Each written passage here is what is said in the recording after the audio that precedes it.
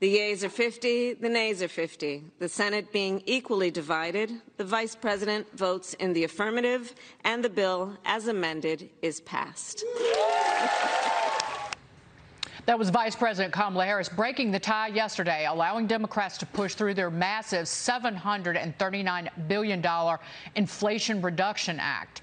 The bill has more than about $430 billion in spending, new taxes, including heavily boosting the IRS enforcement. It is now heading to the House, where a majority vote is all that's needed for it to pass. Joining me now, Texas Congressman Pat Fallon. He's a member of the Oversight and Armed Services Committees and Air Force veteran.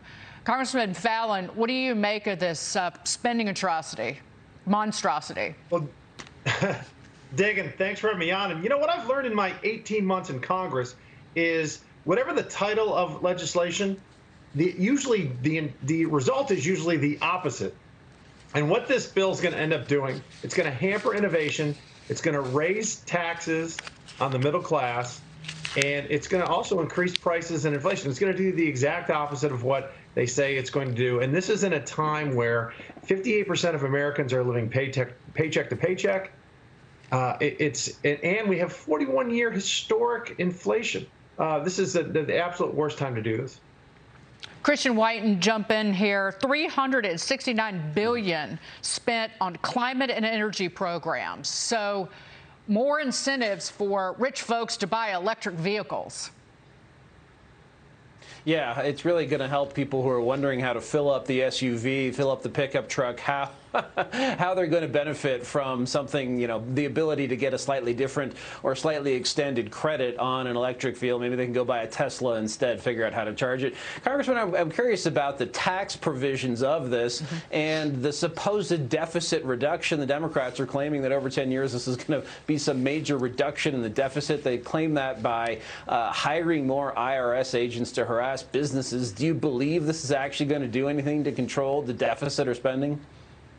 No, I really believe it's going to increase the deficit, quite frankly, and we're going to also see a rise in inflation as well. And you know what? I don't want to hire 87,000 new IRS agents. I want to hire 87,000 new Border Patrol agents. So I think they got that a bit mixed up. But unfortunately, this is what happens when Democrats are in charge.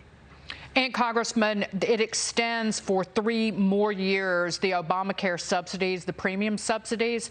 That runs more than $20 billion a year. That's a 3-year extension. We know that will never go away. And so this is an entitlement expansion. And so when we take issue with the way, say, the CBO analyzes this, you need to assume that this entitlement is here to stay. And it's the danger of the government spending expansion that we saw in the name of fighting COVID.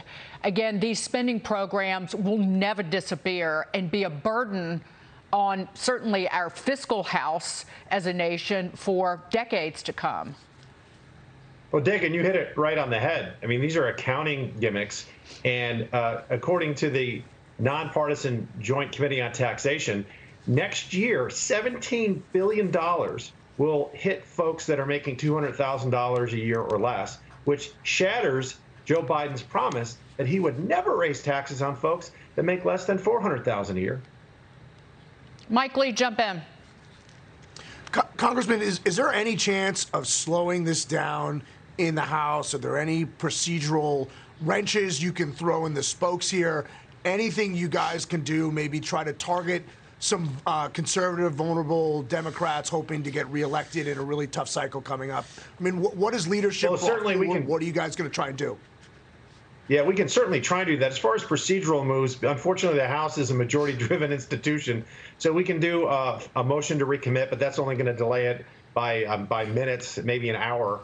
But yeah, you're right. If every seat was filled, and right now there's a few special elections out there, but it's 221 Democrats to 214 Republicans. So if 4 people switched their votes, if 4 Democrats voted with all Republicans, we could defeat it. So, of course, we'll put pressure on them, but we don't have a lot of it's hard when you're in the minority to twist arms. Mayor Eric Adams is furious with Texas Governor Greg Abbott after a second bus of migrants arrives in New York City. the mayor here blaming crime in his own city for why migrants might choose not to come here. Listen to this, Congressman. This is horrific when you think about what the governor is doing, the governor of Texas. We were led to believe about 40 people should have been on that bus. Only 14 got off. So we're not sure that because of the fear that something's going to happen to them if they would have come to this location, that people got off earlier. Adams is now asking for federal help to deal with these small bus loads. Congressman, did the whole response from these liberal leaders is embarrassing to them, given the fact that the mayor here ran on, migrants come here, illegal immigrants are welcome, we will have a whole host of services for you. And the crime is on him for not being able to deal with it. The crime is on Kathy Hochul and the kind of, I call it the liberal layer cake of horribles that fail to enforce the laws of the land, including immigration laws. But how do you see this? Dagan, we're in the worst. This is historically the worst illegal immigration has ever been.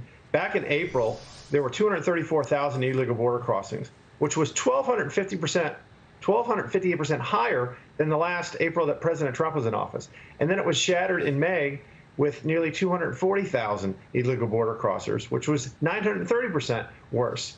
So it's about 10 times worse under Joe Biden, who has never visited the border. So I think we should put express buses and run an express right to Nancy Pelosi's neighborhood in San Francisco, right to Joe Biden's beach house in Delaware, and up to Chuck Schumer's mansion in New York, and all of the other sanctuary cities that apparently want mass unlawful migration, because in Texas, we don't. Congressman Pat Fallon, great to see you. Thank you. Thanks, Dagan. God bless. Please come back. God bless you.